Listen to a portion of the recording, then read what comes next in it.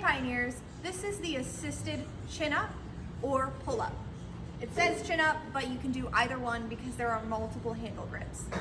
This machine is counterintuitive because the more weight that you put on it, the easier it gets for you because it is weight that is applied to the assistance pad.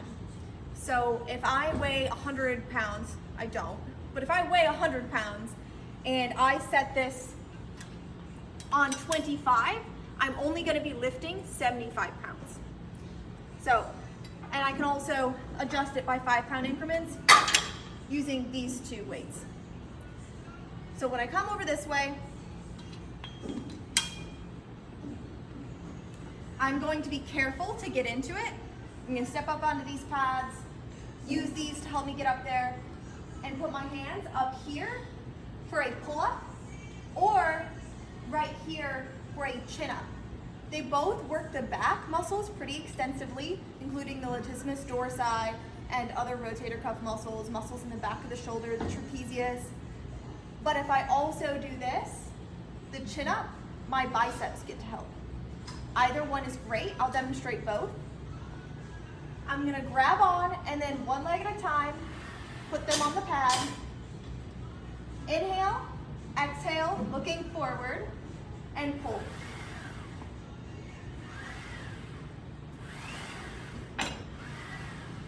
When I'm done, I will step off and slowly lift it. Like a lat pull down, I lean back slightly at the upper chest as I pull up.